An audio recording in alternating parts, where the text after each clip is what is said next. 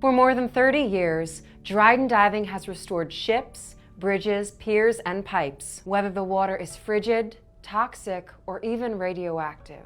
They respond to emergencies throughout the country, but their primary clientele is located in and around the city of Philadelphia.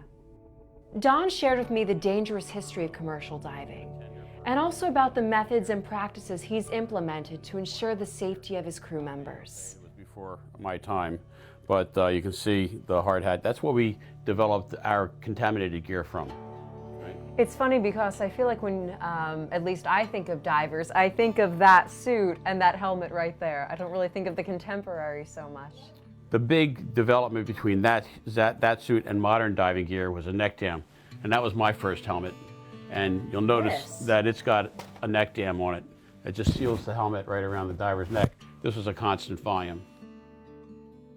Divers are very, very creative, sometimes too much, but you know, as a rule, it's necessary for their jobs.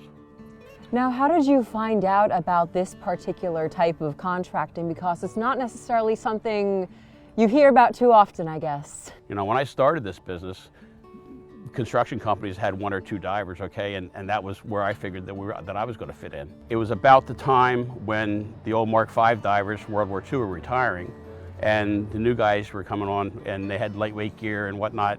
And then I got started at the nuclear plant down in Salem, and I found that there's a whole new world, right? So we got out of just construction diving, got into nuclear plant diving, and we were doing more in a month than the whole diving industry in Philadelphia was doing for the whole year. So it opened up my eyes, and it took me a while to convince everybody else, but the UBC eventually came along. Don's divers are members of the Eastern Atlantic States Regional Council of Carpenters. Their days start well before sunrise, packing up trucks and boats with the gear they'll need for the assigned task that day before they head out onto the water. We're going to service the intake system and diffuser system for a power plant that's out here. In the winter, we hook up hoses that run from the hot water outlet over to the intake screens so that they don't freeze up. We have a diver in the water, Kenny Bakley. He's hooking up those hoses right now, and in the spring we'll come back, unhook the hoses so that we're not pumping hot water back into the system.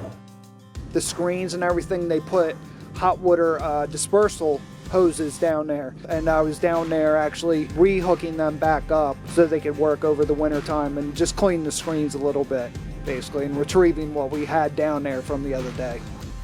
Dryden Diving was tasked with removing the contaminated soil found along New Jersey's Passaic River. This was a particularly challenging job because of the toxicity of the water, which made the preparation and post-job cleanup extremely important to protect the workers. This is a remediation project. We've got contaminants in the soil, and the client wants to clean the contaminants up. We're removing the contaminated soil. It's being treated on site and properly disposed of. The divers go down and they do a lot of investigation, tell everybody what's down there. You have to have a contamination job with the suit. You need a 4-man dive crew. You have the tender to help them dress out. He's tending the diver's umbilical. If he needs any slack to his rig or take it up or help him drag him back. Another guy helping out to help wash the diver down or to go back and forth. A standby diver, he's on the other side just in case he has to rescue the other diver. And then you have Jeff Warner, who's the DPIC. He's on the comms, coordinate everything, going between the diver, and also he's working with the excavator or anything else on crew, make sure nothing's coming over to him. And literally that's what the diver's kind of doing when they get it on bottom. He's got to help move it and adjustment. So once he gets it on bottom, the diver will go and tell you what kind of adjustments to make. We get a phone call at 2 o'clock in the morning. They don't have to worry that something's not in the trailer. They can roll in, hook up to this, get out to the job, and everything they need on there is ready to go. How about that? An emergency diving contractor on call throughout the region. 24 hours a day, 7 days a week. And we try to be ready for anything. Because of the union, we have a variety of skills available to us any place we want, at any time we want. Our last job that we were on earlier, that was a regular occurrence in the winter. We'd have to run out and save the power plant so they could keep it online. But, you know, the tugboats, we've got a ship here that has a broken prop shaft. Propeller has backed out of where it's supposed to be and it's up against one of the rudders. So we have to go down with some tools, come-alongs, chains, and then secure it so that they can take it wherever they're going to have it permanently fixed. It's not just diving. The diving is actually just a very small part of it. You have to keep everything running. You have to be able to fix stuff all the time. You really have to be a jack of all trades.